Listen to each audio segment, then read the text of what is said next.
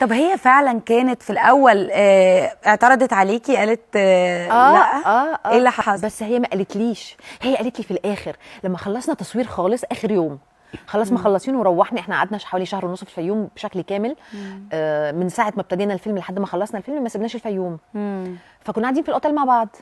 فلما خلصنا خالص الفيلم في اخر يوم، احنا معانا اتوبيس بيروحنا. بس استاذ سعاد كانت في عربيتها بتيجي اللوكيشن، تخرج من الاوتيل لللوكيشن بالعربيه. فلقيتها بتنده لي: ميرنا تعالي. فقلت لها نعم. قالت لي تعالي اركبي. قلت لها لا، ما الاتوبيس واقف.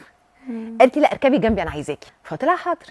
فركبت. يا سلام، هركب بعربيه سعاد حسني وسعي.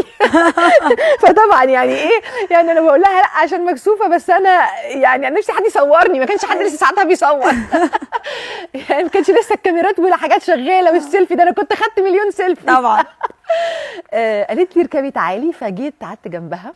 قالت لي انت عارفه انا يوم ما اول يوم جيت في التصوير قلت لعلي بدرخان ايه؟ قلت لها قلت له ايه؟ قالت لي قلت له البنت دي تمشي فورا، مش هتنفع، اتصرف. والله العظيم حسيت حد، عارفه تبقي عامله كده وحد يملطشك قلم. قالت لي حسيتك متنحالي.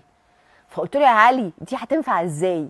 يعني دي متنحالي وانا ولا في كاميرا شغاله ولا هي قدام الكاميرا بتمثل، وانت قلت لي انها اصلا ما مثلتش قبل كده. وبعدين دي عندها مشاهد في الفيلم بتشتمني يا علي. ده انا بقول لها حبيبتي اسمك ايه؟ مش عارفه ترد عليا ومتنحالي. دي يا علي هتشتمني قدام الكاميرا بتمثل اول مره، انسى، شيلها والحق هات غيرها، احنا التصوير بكره. فقلت لها لو كنتي قلتي لي كده كنت مشيت.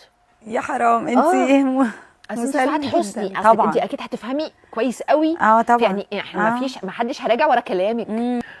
فسكت، فضلت ساكته ساكته ساكته. قالت لي هو انت ما سالتنيش انا قلت له الكلام ده ليه؟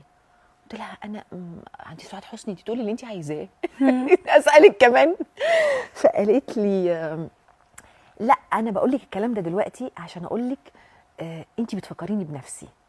انا كنت بقعد ابص لك كده، كنتش بتاخدي بالك ان انا ببص لك؟